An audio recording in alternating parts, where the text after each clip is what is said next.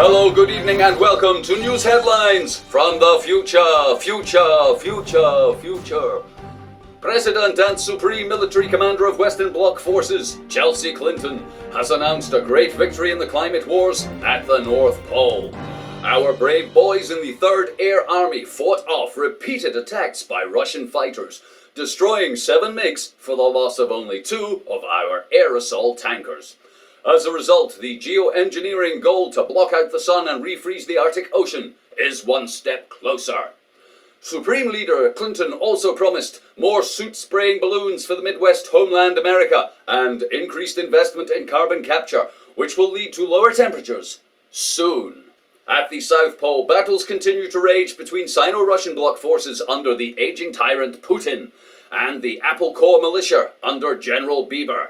General Bieber and the Apple militia have occupied the emerging territories of Antarctica for 5 years now, beating off all attempted hostile takeovers by other corporations. Shares in Antarctica rose on news of Bieber's victory, and he issued this statement. Apple shareholders can expect great dividends from the colonization of this new frontier. We fight for freedom and the new American people.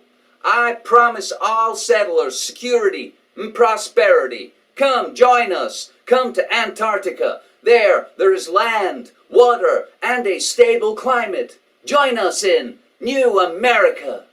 In Iceland, the coronation of King George has taken place amid violent protests and continued demonstrations against the invasion by Royal British forces and colonization by former inhabitants of the submerged United Kingdom. In other parts of Europe, famine and disease continue to take a toll, leading to more pressure on resources and a reduction in profit forecasts for the Eurobloc Corporation. Chancellor Merkel, the cloned leader of Eurobloc, said, "Not since before the eradication of the Islamic gene pool from Europe have resources been so scarce and pressures on the population so great. But I swear by the purity of our blood and fiscal strengths of our markets to ensure adequate foods and water supplies for our people, our shareholders, and our investors." In the United States, new food ration limits have been announced and energy times have been cut again.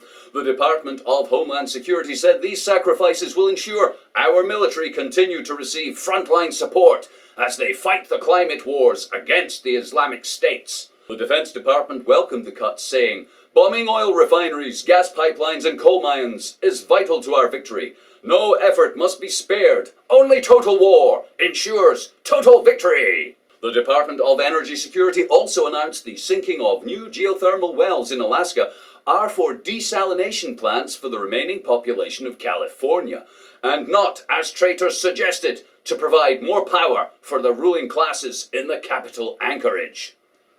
That is all. This has been Future News. News from the future.